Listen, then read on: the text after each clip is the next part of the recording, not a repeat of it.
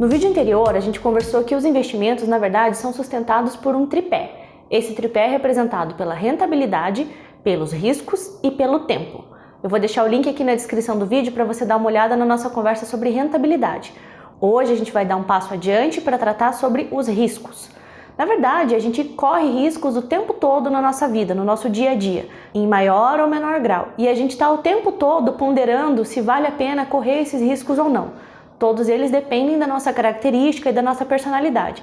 Na parte dos investimentos não é diferente. O seu perfil como investidor é o que vai determinar qual é o grau de risco que você aceita correr. Mas o risco na parte dos investimentos é dividido em vários tipos e eles devem ser considerados separadamente. Vamos falar sobre cada um deles. O primeiro risco a que o investidor está sujeito é o risco de liquidez. O que é isso? É a capacidade que você vai ter ou não de transformar esse investimento em dinheiro no momento que você precisar. Vamos trabalhar com um exemplo para ficar mais fácil. Vamos pensar num imóvel. Você comprou um imóvel. Se você precisar vender aquele imóvel porque você teve uma emergência, pode ser que você não consiga vender pelo preço que você deseja ou no tempo que você precisa. Vamos imaginar que você tem um imóvel que vale R$1 milhão, mas você precisa muito do dinheiro para fazer, não sei, um tratamento médico. Então você precisa desse dinheiro de forma urgente. Se você estiver num momento que a economia esteja muito complicada e que as pessoas não tenham dinheiro nesse momento, existe o risco de você não conseguir vender esse imóvel ou você ter que vender ele por um preço muito baixo. Esse é o risco de liquidez. Outro risco que a gente precisa considerar é o risco de crédito. O que ele significa? É a possibilidade de você não receber de volta o dinheiro que você investiu com o prêmio que você combinou. Geralmente ele está atrelado aos investimentos em que você é credor. Vamos pensar no seguinte, no CDB que você investe no banco ou em uma debênture. Nesses dois casos, você é credor do banco, porque você emprestou o seu dinheiro para ele fazer as atividades dele e depois ele vai te devolver isso com uma rentabilidade, ou você é credor de uma empresa. Você aportou um dinheiro lá para que ela desenvolva as atividades dela e depois de um tempo ela vai te devolver isso com uma rentabilidade. O risco de crédito é a possibilidade do banco quebrar, e aí vamos fazer de conta que não tem fundo garantidor de crédito e tudo mais, ou dessa empresa que é detentora dessa debênture dar errado a operação dela e ela não ter o dinheiro para te devolver. Especificamente com relação ao risco de crédito, você já deve ter ouvido falar nas agências de rating, ou que um banco ou uma empresa é AAA ou B-. O que é isso? As empresas de rating, elas avaliam os bancos, elas avaliam as empresas e elas dão uma nota para a saúde financeira dessas empresas.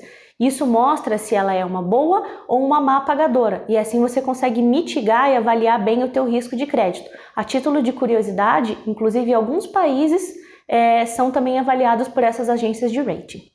Outro risco que a gente precisa considerar é o risco de mercado.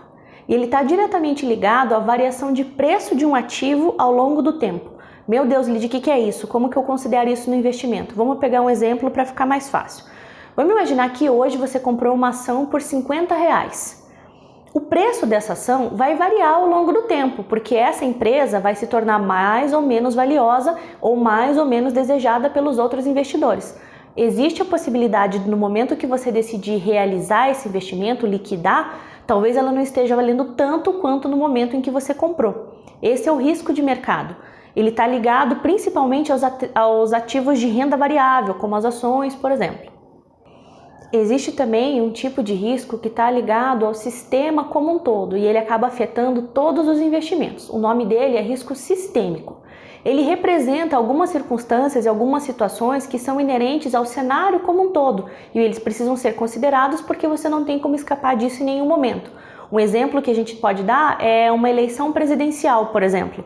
Não importa se você está investindo na renda fixa, na renda variável ou em fundos imobiliários, né? O presidente vai ser o mesmo e o sistema financeiro vai ser afetado como um todo. E finalmente, mas não menos importante, a gente tem os riscos específicos, que são aqueles que são inerentes a uma parcela específica do mercado ou a uma empresa específica. Vamos pensar no seguinte, quais riscos são inerentes a todas as empresas do setor de energia? Quais riscos são inerentes a todas as empresas do setor de varejo? Ele está ligado a uma determinada circunstância. E eu quero aproveitar esse gancho para falar sobre como a gente resolve todos os riscos que a gente falou aqui, com diversificação. E esse risco, esse último que a gente conversou, muitas pessoas acabam caindo na armadilha dele. Vamos pensar num exemplo. Você já deve ter ouvido que você não pode colocar todos os seus ovos na mesma cesta. Aí você vai lá, escolhe 4 empresas do setor de varejo e compra a ação dessas 4 empresas, acreditando porque, como você dividiu o seu capital, você diversificou. O que acontece? Se em algum momento acontecer uma circunstância no mercado que vai afetar o setor de varejo como um todo, a tua carteira de investimentos vai despencar, porque apesar de você ter diversificado, você não fez isso de forma estratégica e considerando todos os riscos envolvidos.